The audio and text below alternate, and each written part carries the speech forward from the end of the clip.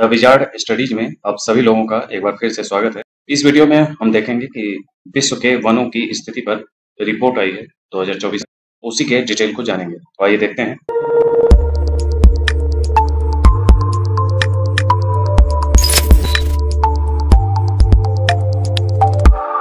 हाल ही में खाद्य एवं कृषि संगठन द्वारा जारी विश्व वन स्थिति रिपोर्ट 2024 विश्व के वनों की स्थिति के संबंध में राहत और चिंता दोनों लेकर आई। इसे संयुक्त राष्ट्र के खाद्य एवं कृषि संगठन FAO द्वारा प्रकाशित किया जाता है। यह वन स्थितियों और प्रवृत्तियों का व्यापक विश्लेषण प्रदान करता है। तो ये FAO, अगर आप संस्था निश्चित रूप से सुने होंगे, खाद्य एवं कृषि संगठन जो है ये इटली में स्थित है। इसकी रिपोर्ट की बातें मुख्य रूप से हम देखें तो इसमें पिछले दशकों की तुलना में वनों की कटाई की दर में गिरावट पर प्रकाश डाला गया है तथा कई देशों में महत्वपूर्ण सुधार भी देखा गया है। आंकड़े जलवायु परिवर्तन के कारण वनों के समक्ष आने वाली चुनौतियों की चिंताजनक तस्वीर भी उजागर करते हैं। 2020 में वैश्विक वन ने लगभग 4.1 बिलियन हेक्टेयर या भूमि क्षेत्र का 31% हिस्सा कवर किया। रूस, ब्राजील, कनाडा, USA और चीन में वैश्विक वन क्षेत्र का 54% हिस्सा है, जो अवरोही क्रम में, यानी कि ये जो ऊपर हमने बताया ये क्रम है: रूस, ब्राजील, कनाडा, संयुक्त राज्य अमेरिका और चीन। ऑस्ट्रेलिया कांगो लोकतांत्रिक गणराज्य, इंडोनेशिया, पेरू और भारत सहित अन्य 10 देश वैश्विक वन क्षेत्र के लगभग 2/3 हिस्से में योगदान करते हैं। यानी कि कांगो लोकतांत्रिक गणराज्य देखे होंगे, अफ्रीका के लगभग बीचों बीच है भूमध्य रेखा पर, और इंडोनेशिया, पेरू और भारत, ऑस्ट्रेलिया, इनमें से ये सब लगभग आपको विषुवत रेखा के आसपास मिल जाएंगे। और भारत जो है वो कर्क रेखा पे है, ऑस्ट्रेलिया मकर रेखा पे है। तो ये सब सहित अन्य 10 देश वैश्विक वन क्षेत्र के लगभग 2/3 हिस्से में योगदान करते हैं। रिपोर्ट में अनुमान लगाया गया है कि 1990 और 2020 के बीच लगभग 420 मिलियन हेक्टेयर वन भूमि उपयोग में परिवर्तित हो गए, यानी कि कटाई हो गई उनकी।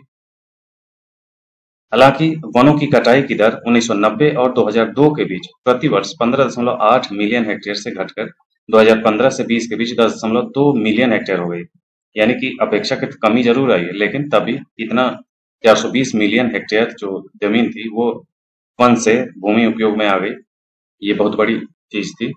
अफ्रीका में वनों की कटाई की दर 4.41 मिलियन हेक्टेयर, दक्षिण अमेरिका में 2.95 मिलियन हेक्टेयर और एशिया में 2.24 मिलियन हेक्टेयर थी, जिसमें 2020 में वन क्षेत्र में वार्षिक वृद्धि दर्ज करने वाले 10 देशों का भी उल्लेख किया गया है। इन 10 देशों में चीन, ऑस्ट्रेलिया, भारत, चिली, वियतनाम, तुर्की, संयुक्त राज्य अमेरिका, फ्रांस, इटली और रोमानिया शामिल है। ये 10 देश वे हैं जो 2020 में इनमें वन क्षेत्र में वृद्धि दर्ज की गई थी। भारत ने 2010 से 2020 तक प्रति वर्ष 2,66,000 हेक्टेयर वन प्राप्त किया, जो वन क्षेत्र लाभ में विश्व स्तर पर तीसरे स्थान पर है। वैश्विक मैनग्रोव क्षेत्र 14.8 मिलियन हेक्टेयर दर्ज किया गया, जिसमें दक्षिण और दक्षिण पूर्वी एशिया का योगदान वैश्विक क्षेत्र का लगभग 44% है।